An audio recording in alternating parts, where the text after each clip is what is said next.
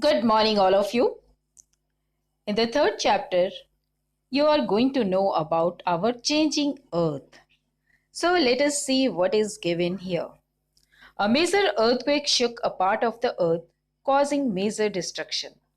A volcanic eruption engulfed a part of the town with spread of red hot lava. The killer waves of tsunami submerged and wiped off some coastal areas. You must have read in the newspaper or seen on the television about nature's fury. These are sudden changes that occur on the Earth's surface. These are due to sudden movements that originate within the Earth. On the other hand, the long geological history of the Earth shows that mountains and plateaus are rising, plains are being built up, and floor is spreading.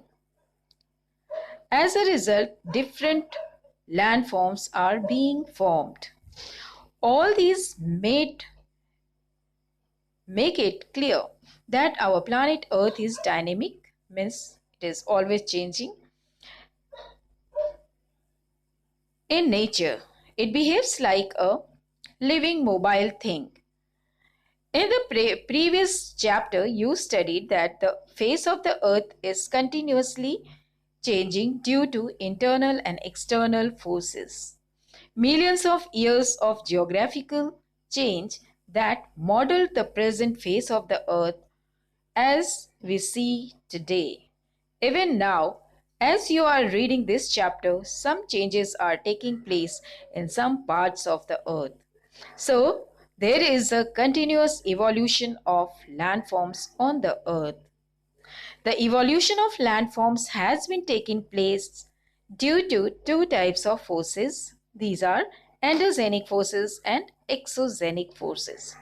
See, the origin of these words are given here. Endo means inside and genic means origin. Exo means outside, zenic means origin. Means the forces originated inside the earth, they are called endogenic forces. For example, earthquake, landslide, tsunami, volcanic eruption, all these are endogenic forces. On the other hand, the forces which originate on the surface of the earth, they are called exogenic forces. For example, erosion due to wind, sea waves, tides, glaciers, etc. So these are exogenic forces. Now let us know about endogenic forces.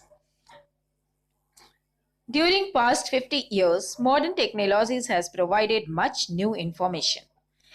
Each earth scientists have put towards the view that the earth's crust is not a continuous block. It consists of several large and small, rigid, irregularly shaped plates or slabs which carry continents and the ocean floor. These slabs are moving or drifting in relation to each other by about 2.5 centimeter to 5 centimeter each year. For example, the Himalayas also, the height of Himalaya is also increasing every year. These crustal slabs are called tectonic or lithospheric plates.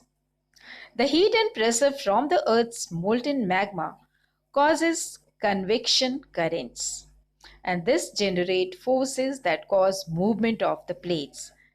This theory is known as plate tectonic because there is movements in these plates and these plates are called tectonic plates.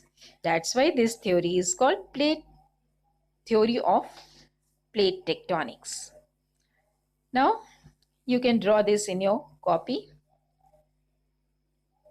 Let us know more about endogenic forces. See a diagram given here.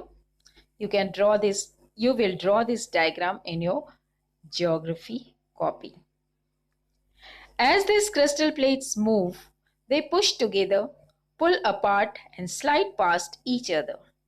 Areas at the junction of conversing and sliding plates are zones of increased earth movements. Sometimes the tension within the earth is released on the surface as vibrations. These internal or endogenic forces may be sudden and violent, and the result is an earthquake, volcanic activity, or a landslide. So all these happen due to these endogenic forces. These internal and or tectonic movements originate from the interior of the earth are termed as endogenic movement caused by endogenic forces. So in the next class, we will continue and one by one we will read about all the endogenic forces and what they formed. So that's all for today. Thank you. Have a